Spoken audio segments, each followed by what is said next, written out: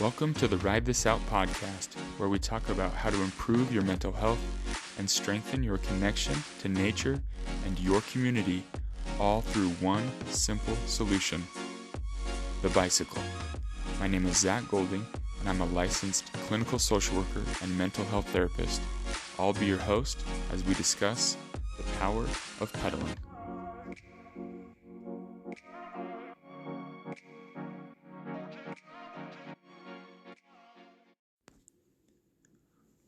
So a couple of weeks before Halloween, my family and we decided to ride our bikes to a nearby house, all decked out with Halloween decorations. It's a pretty well-known house in our community. In fact, a lot of people will travel from other areas in our county to check out this house. And as we were there, this family rolls up, and this guy comes out of his car, and he looks super familiar. And then it dawned on me, and I turned to him and I said, "Hey, are you Jeremy Jones from the mountain biker from Instagram?" And he starts laughing, and he says, "Yeah, I usually get that out on the trails. People recognize me when I'm out on the mountain bike trails, but not when I'm just out with my family." And so we started laughing about some of his content that he's put out there, some of his reels and different things. And I said, "Yeah, man, I follow your stuff. I'm a fan. It's always good to have a good laugh." And then I had asked him about, "Hey, would you be interested in being on my podcast, talking about how biking has improved your mental health, your overall wellness?" And I honestly didn't know much about his story until I kind of went through a lot of his old past stuff and saw some of the things on there. And it's so he'll share his story of how he got into biking and what it's done for his life, and just how being consistent and committed to his goals and the different things in his life, how biking has truly changed his life. So I know you'll enjoy this story and get a good laugh from Jeremy. So enjoy this week's session.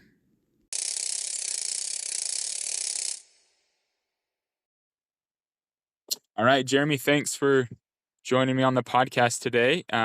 If you could just go ahead and start off introducing yourself, who you are, where you're from, kind of what you do, and how you got into riding and all that good stuff. So go ahead.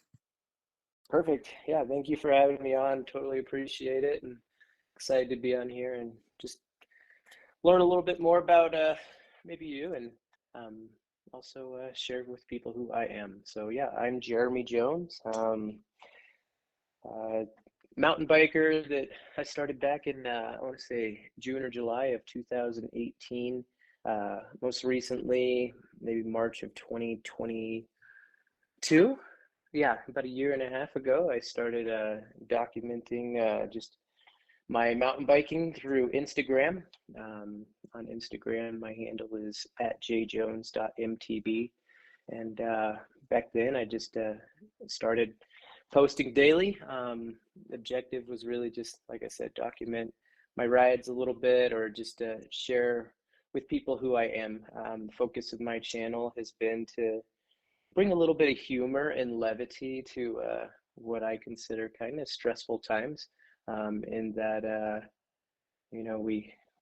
we work, and we also parent, or all that, and it seems like we all have very busy lives. And so I use mountain biking as an outlet for me to get some exercise and some mental relief from just the busy day-to-day life. And I am by nature kind of a silly, funny person. I don't want to say I'm a class clown. That's kind of cliche, but I do just have some wit and humor, and I like to share that with others. I would say that humor to others helps bring joy to my life.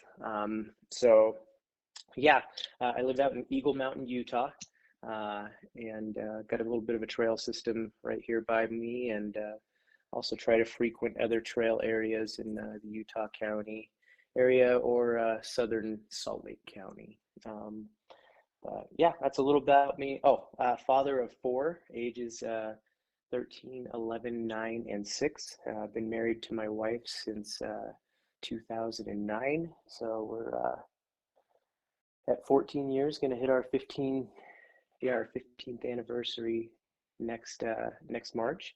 And yeah, happy family, and My wife rides a whole bunch. Can't get her to ride with me very often. She doesn't enjoy my pace and says that it takes the fun out of riding for her. So we don't get together. We don't ride together a whole bunch. It's funny. Yesterday we left the house at the same time, and we did not ride together at all. So, but she loves mountain biking, and it has had a positive effect on her life as well. It's awesome. So, back in 2018, how did you first get introduced to mountain biking? Because it's kind of an intimidating sport. You're not really sure what to do, how to get into it. How did you get into it? Well, I had been road biking a little bit off and on from like 2013, 2014 up until about 2018. And I remember my wife had posted on our Facebook neighborhood page, or wait, no, I did. I posted on it saying, "Hey, I've got a road bike, love to ride, um, and if anyone in the neighborhood wants to go, let me know." And one of my, like, he was a neighbor, I didn't know him. His wife commented and said, "My husband will go with you." Um, and I said, "Sweet, tell him to meet up with me at 6 a.m. tomorrow." And I was on my road bike, and I went and met up with him, and he was on a mountain bike, and I said, "Are you sure you want to do this?" Because I had this impression that mountain bikes were kind of, I guess, I don't want to say archaic, but the last mountain bike that I had owned was, I think it was a Schwinn, and I got it when I was like 16 years old. And it was fully rigid, um, and riding it was not what I would call enjoyable. And I took it with me when I was a missionary in East LA, rode it some on the mission, and it was inefficient and garbage. And it was so much so that when I finished my mission, I was sure to leave it. I did not bring it home with me. So my friend, or this guy, his name's James, who now has become a great friend. He came with me, and we went down the Jordan River Trail out in Utah, which is, a paved path. And I maintained kind of a cadence and a pace of like 22 miles per hour. And James was with me, and pedaling along, and I could tell he was dead. Um, and we finished. I was like, "Do you want to do that ever again?" He said, "No." I said, "Okay." I said it was completely different. It was like a race car and a go-kart, right? And so he said to me, he said, "I think you should get a mountain bike." And I said, "Are you sure?"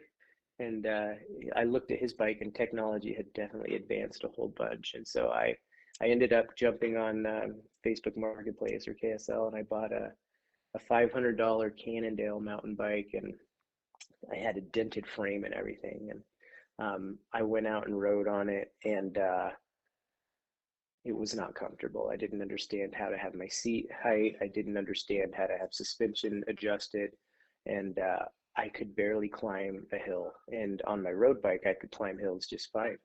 And he James, he's like, "Okay, you've got a mountain bike. You need to get it kind of set up for you." And I learned like the importance of seat height, how much PSI to put in your shock and your fork, how much reach you should have with a stem and all that, and kind of got it tuned. But I got rid of that bike within like 2 or 3 weeks. Right, it was a $500 bike, and I went and basically got $1,000 bike, and I rode that for like a month or two, and then tried to sell and flip that. And before I knew it, I think in the first year and a half of bikes, I had like five different bikes, just trying to work up to have something that's good quality and just comfortable. And but honestly, if James wasn't there getting me out every day and kind of teaching me about how to use a mountain bike, I probably wouldn't have done it. And it was great to have that ally and friendship in him to get me out on the trail and kind of help me progress. I mean, I had a rule when I first started, like I will never jump a bicycle, and I will keep both wheels on the ground. And then now, fast forward here to 2023. I definitely am a risk taker and a bone breaker.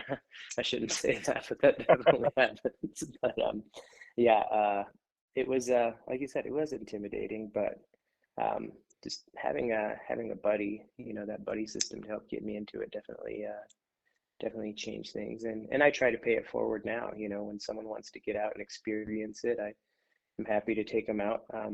My wife does kind of argue that I'm probably a bad person to go riding with at first because she doesn't even like to ride with me because of pace, so I need to remember that. But I do like to try to get people into it that enjoy it, and that's kind of one reason why I have my channel is, just to be relatable. I'm a 40-year-old bald man.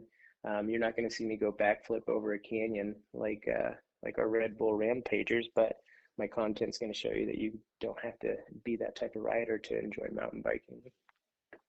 Yeah, absolutely. And that's what I love about your channel is that you do provide a good laugh and very relatable stuff for sure. So talk to me about that. Like, you all of a sudden you just wanted to post stuff every day. Like, what was the motivation behind that to kind of get into the, and kind of the influencer scene of things, right? Like, and how did it blow up at that point? Yeah, well, I like to be able to make an impression on people's lives, and I want to benefit people for good. And I strongly feel like getting on a bicycle can be life changing. And I'm going to rewind back to uh, 2018 really quick. I had been road biking off and on for about, like I said, 4 or 5 years. And it wasn't consistent.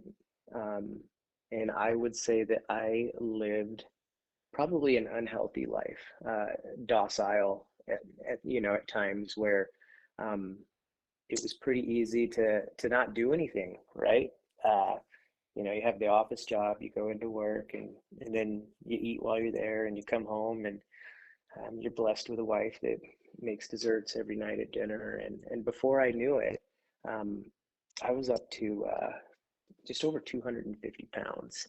And being that I am not very tall, and I've stood next to you, and you are very tall. I'm only 5'7", so you can imagine someone that's 5'7" and 250 pounds is pretty large.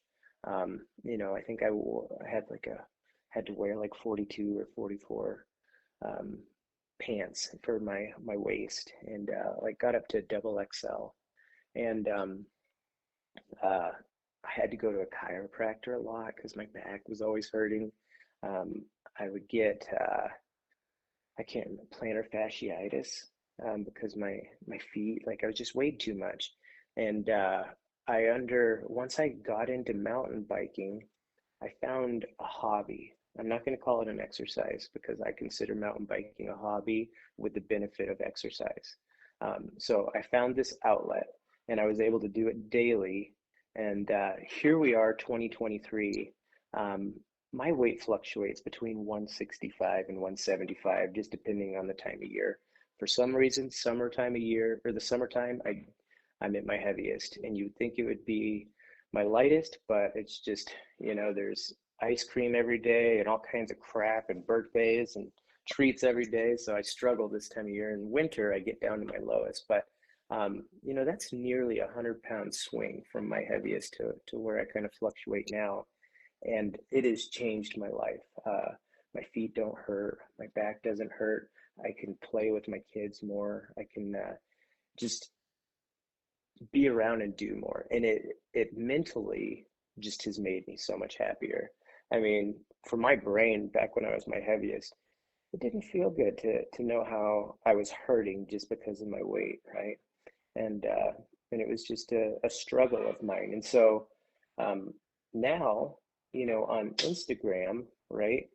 I post daily and I have fun. I just want people to find mountain biking. I don't want people to be intimidated by it because, oh, they feel like they're too heavy or they're too slow or they're too old or they're injured, right? Um, it's mountain biking is such a great release, and it is life changing. And anytime I'm having a stressful day, if I go get on that bike, it just changes everything. I call it saddle therapy, and I'm sure you've heard that phrase before. But yeah, you get on your bike, and all of a sudden you're able to let go of your stresses, and you're able to just focus on the trail and focus on you, and know that what you're doing is just changing you for the better. Um, yeah, I want people to see that they can have that. And so, getting into biking, it isn't cheap, right? But it's a lot cheaper than dying at an early age, right? Because you're not healthy, or it's a lot cheaper than paying for all that extra food that you're addicted to. So I see it as an investment into your life, and I always tell myself another day on the bike is another day added to my life. Love it. Yeah, no, absolutely. And so, just by mountain biking, is that how you dropped all the weight, or were you? I mean, I'm sure diet was a big part of it too, but like, what else were you doing? Just biking? Yeah, mostly just biking. I mean, I do use an app called MyFitnessPal, Mm, and it's basically a calorie counting app. And so my goal is to try to be around 1,400 calories a day. And it sucks at times, you know, if I'm going to be real with you. for So, but sure. like, but if you strategize how you eat and when you eat, and what you eat, it just becomes second nature, right? But I will tell you that at my points when I get in my highest weight is when I am doing the worst on tracking what I eat. So Mhm. yeah, I use that app, MyFitnessPal, and there's tons of other apps like that, right? That you can jump on the app stores or the Android market. I don't know what they call it for Android, but yeah, grabbing an app and just tracking. So my goal is to try to do 1,400. Sometimes I go over, and sometimes I get really lazy, and I'll just put in like I found that if I searched for a meal called cheat day, it just was like a whole bunch of calories, and I would just add when I get lazy, I just add that. And so I can tell you though, when you get lazy, you start to gain. So Yeah. so I track. I try to weigh myself at least weekly. There's sometimes where when I'm really focused, I'll weigh in daily. Um, but that can get disheartening because your weight can fluctuate so much, even with just like water weight, or if you made a good bowel movement that day or not. You know what I mean? For So, sure. so Well, that yeah, that's how I always joke about that. That's the best thing to do before a ride, the best upgrade that you can do, right? Just go to the restroom before you go yeah, riding. right. Yeah, instead of trying to save weight by getting lighter tires, take a bigger Yeah, dump. exactly. So, um, so yeah, I do that. I also try to do a little bit of intermittent fasting. I try to keep my eating between like 11 and 6:30, or 11 and 6. And that consists of like lunch and then maybe a snack before, after, or even during my ride, and then dinner. But I'm by no means perfect. I struggle on it, and you don't have to be perfect. Like you just have to make effort. And if you set small goals and just make effort to get to those goals, then if that's what brings you happiness, then great. And don't look at yourself and look in the mirror and see that you're 250, 255 and say, I'm going to lose 100 pounds by next winter, because it's not going to happen. But what is going to happen is if I'm going to make healthy changes in my life and start making progress, then that's what you want to obtain. And it is like a 3 or 4 or 5, even 5 year process. But what you're trying to do is, I don't ever say you're just trying to do a diet. You're trying to do a lifestyle correction. I shouldn't call it a diet, because diet has a negative connotation in your mind, right? You're just trying to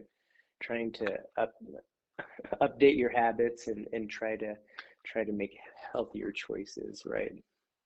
Yeah, absolutely. And that's, I think, the accountability, right? The tracking can definitely help, behavior change for sure, but also just like you said, the lifestyle change because you can start recognizing the benefits of, oh, this actually helps me because I feel better on my bike, and when I'm feel better on my bike, then I feel better in my mind, and it's just like this, um, we talk about downward spirals. Well, that's like an upward spiral where you just like, hey, this is going in that positive momentum just keeps rolling. So, yeah, and I feel Yeah. like biking just helps. change that lifestyle. And like you said, it becomes a hobby. It becomes, something that you do daily, and it's something you're passionate about. So that's great. No, it's exactly it. In biking, I said it earlier, it's a hobby with the benefits of exercise for me. Yeah, It's something that I crave. And if it's something that's gonna like help me be healthier while I crave it, then great. You know. So I love it. So at what point, I mean, you're posting every day. Yeah, you have some really good some good memes and different humor and stuff that you tie into your stuff. That's how I ran across your stuff, and then I was like, oh, this guy's from Utah. Like, this is a local dude.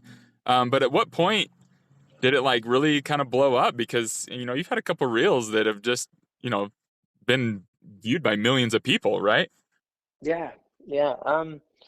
You know, I'm trying to think. So last April, not just the one we had, but April 2022, my family and I we moved to Arkansas. We thought we wanted to do a little bit of a change. We'd lived here in Eagle Mountain, and we decided to up and move. And that's when I started posting every day in April. And I had 900 followers. So April 2023, I had 900 followers. Fast forward today, I'm somewhere around 42,000. So quite a bit of a change in just a year and a half. But over that 4 month, we lived in Arkansas until August of 2023, so not long.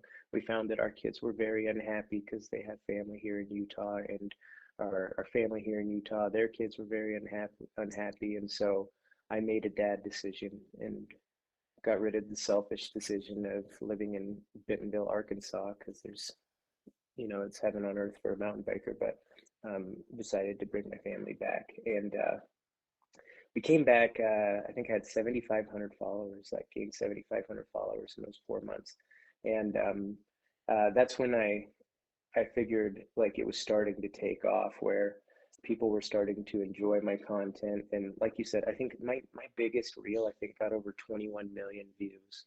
Um, and so a lot of views, but it was that probably fall winter of 2023, fall of 2023, where I started to make traction, and I started to have the ahas of what worked. And so I had to have a routine for posting.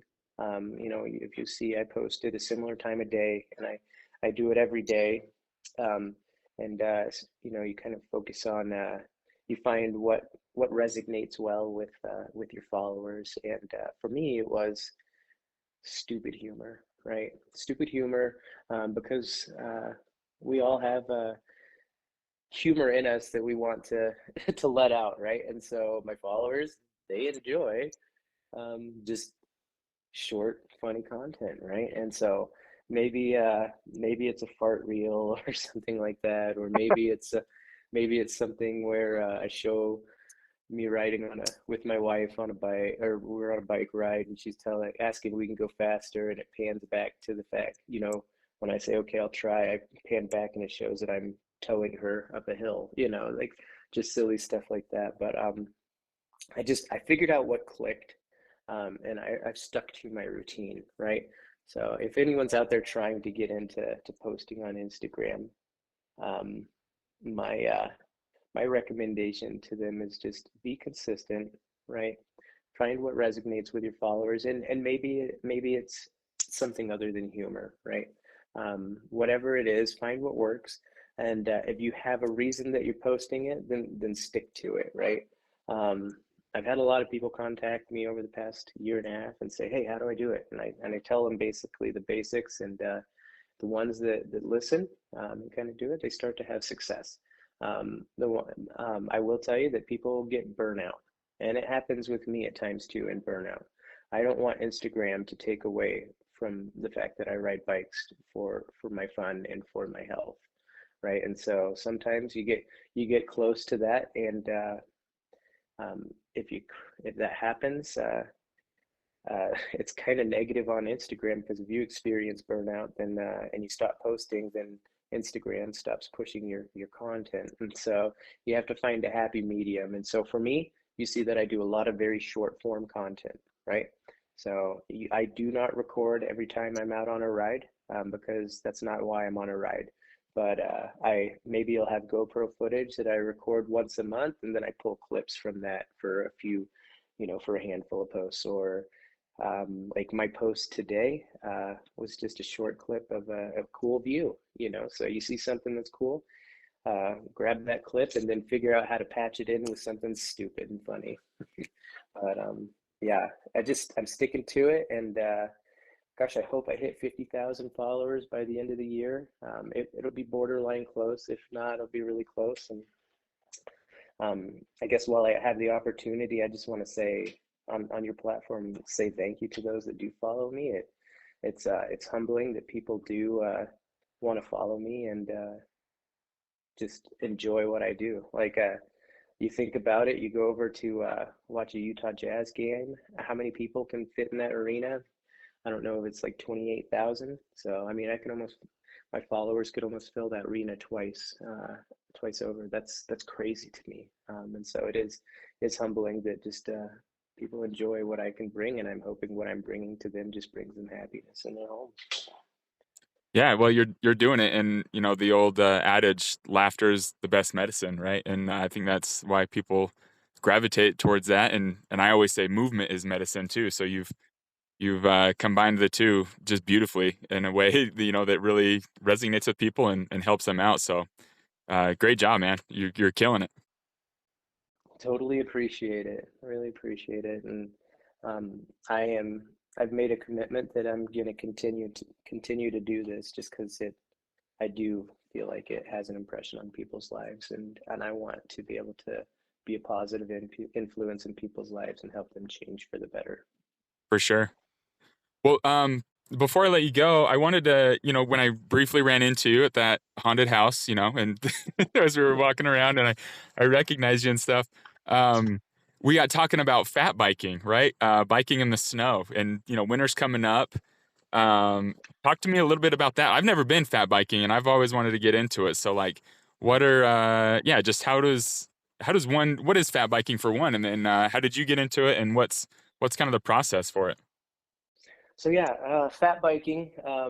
It's not to tell people that they're fat, even though it reminds you that you're fat. It doesn't matter how skinny you are when you first start fat biking. It is a whole new level of endurance. But it's biking in the snow on what they call a fat bike. Fat bikes have tires that range from 4 inches wide to 5 inches wide, and you're on top of the snow, so you have to have very low air pressure. And those tires, because they're so wide, they kind of serve as balloons to keep you on top of the snow. And so you'll ride in tire pressure ranges varying from, gosh, sometimes 1 to 1.5 psi, up to your max is going to be like 8 to 10. If you're getting higher psi than that, and you're on your tires, you're going to be burying in the snow. Now, perspective on my regular dirt riding mountain bikes, not dirt bikes, um, I tend to put 22 to 25 psi in my rear and 20 to 22 up front.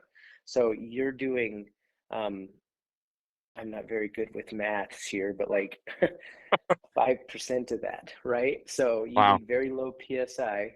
And then you get out there and you're on, and my recommendation is a fully rigid fat bike, because you're trying to have a bike that is going to allow to keep as much inertia or momentum as possible. So, like, if, in my opinion, if you have a shock and a fork, those are points in the frame that are going to absorb uh, your pressure that you're putting in, and so it's going to slow you down. But I absolutely love it. And you time the way you gauge your ride is by time in the saddle. Snow conditions are going to change by the day. So don't be discouraged if you get out there and ride for an hour and get 3 miles in, right? Sometimes you'll ride that same trail for an hour, and you'll get 6 miles or 8 miles. But your amount of distance definitely varies with conditions of snow. Now, the reason why I got into it is because I would get so frustrated because I would ride from May or March, April up until October, November, and get in really good pedaling condition. and my cardiovascular would be really good. And then I would go into what we call the seasonal depression stage, where you stop mountain biking for 4 to 6 months because weather doesn't permit, and you try to get on a trainer or exercise bike or whatever, or do something different. And then before you know it, you've lost everything that you've gained for progress, and you have to start back over in May, March, or April, right? So um, fat biking totally changes that for you because it gives you something to do for those winter months. And I honestly, that's when I make my most progress, is when I do fat biking, because it's more cardio, and it's just a lot more pedaling. Now, for people that are looking to get into it, I know that one of my sponsors is Fazari Bikes here in Linden, Utah. And they have told me that if I am wanting, I can put together a demo day for their fat biking. And so I do plan on, as soon as we have good snow, probably, I'm guessing it's going to be into this month, beginning of December, I am going to put together a demo day where we would meet up at Pine Hollow parking lot in American Fork Canyon. And you would get the opportunity to demo a fat bike from Fazari and go and do a ride and try it out. Because it's definitely an investment. So you do want to try it before you buy it, right? And so do I will be posting about that here on my channel soon. And if people aren't followers, they can go on there and take a look at jjones.mtb. But yeah, I'm gonna put together a couple of those so people can get out and do it. And if you enjoy it, I highly recommend it because it's going to keep you in shape, and it's going to help you mentally during the dark days of winter. It's seriously, winter is really hard on mountain bikers because you lose what you have so much fun doing for those, I don't know, 8 or 9 months. And so that's why I do it, and I absolutely love it. And I know that the more I fat bike, the better shape it's going to put me in for when the snow melts and the dirt is dry. Love it. Yeah, absolutely. And I've heard it's like one of the funnest things to do on a bike too, right? Just all the snow out there and you just feel like a kid just playing in the snow. Yeah, yeah, I giggle and squeal and act like a little kid when I'm with my buddies and we're going down kind of a slippery slope and we're all crashing, but you crash into snow. Um, and it's funny when you get someone out there that's new, they put on snow pants and a thick jacket and all this. I'm telling you, you don't need all that stuff because your your effort that you put into pedaling that bike, um, you definitely get your heart rate up a lot. So you don't need to go get a whole bunch of gear. You just kind of honestly, when we start from the parking lot over there at Pine Hollow, be dressed cold. Like that you're cold when you first start, because Mm. if you don't, you're going to be trying to shed layers that you don't have anywhere to put. And if you get really sweaty in the beginning with all those layers, then you get cold because your clothes are wet. Um, it's kind of weird. Like it's an anomaly almost because you're Yeah, like, why? Yeah. So like sometimes I wear shorts when I go fat biking, you know? So love the it. important, yeah, the important stuff is like gloves and boots. So you don't want your toes and your fingers to get cold. So, but yeah, I went to Costco and bought some of those 32-degree heat thermals, lightweight thermals, and those are fantastic. And you can just wear mountain bike shorts over them, or some lightweight mountain bike pants and a long sleeve jersey, or just a flannel. So, Nice. Yeah, great tip. I'm excited to give it a go and I'll for sure check that out when you get that going. I'm excited about that. But yeah, yeah, I will definitely put it together, and Bizarre is more than happy to meet me up there with their fleet, and I'll just have kind of sign up via Google Docs for cool. who's coming and what size bike they need, type of thing, and probably make it an all day affair where waves of people can come. So maybe sign up for like a 10 o'clock slot and a 12 o'clock and a 2 o'clock, So, because there's a loop up there that you can do hour and a half. Um, but yeah, we just got to make sure it's a good snow day because I don't want you to have to be out there cutting trail is what we call it when there's no packed in path. It's just a lot more work. Yeah, no, absolutely. Well, that's great. Well, Jeremy, thanks so much, man. Again, I appreciate you taking a little bit of time and sharing, some of your experiences, some of your wisdom, your advice. All that you do to kind of promote the mountain biking community and just biking in general. That's what I'm here for, and it's definitely impacted me. The different laughs that I've gotten out of your stuff on Instagram, but I know it's helped a lot of other people too, and I know that this will as well, hearing your story. So thank you so much, man. Yeah, you're welcome. Thank you for having me on. Okay. Well, yeah, I'm excited to ride with you sometime soon. We'll stay in touch. Yep, absolutely. All right. Thanks, Jeremy. Have a great day. You too. Thank you. Bye. Bye.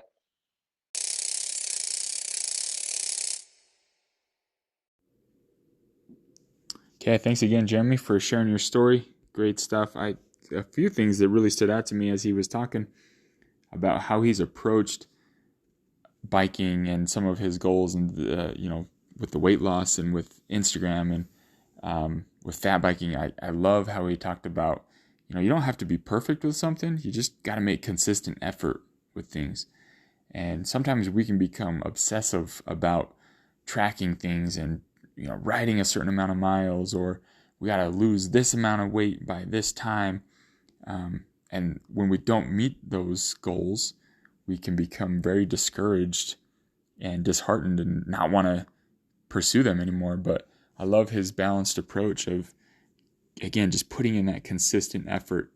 You don't got to be perfect with it. You just got to be consistent. You just got to try over and over. And eventually, those changes will happen.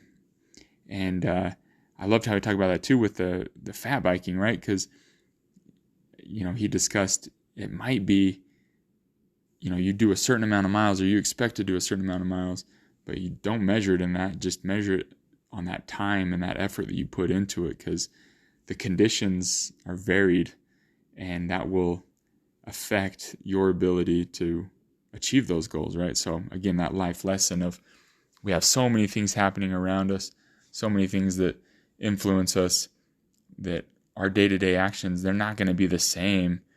But if we can be consistent with how we're showing up, we can be consistent with our attitudes, and we can be consistent with what we're doing to care for our mental health, then those other things don't have to impact us as much, or we don't have to be impacted by them, I should say, right? Like, if it affects the way that we handle our day-to-day, that's fine.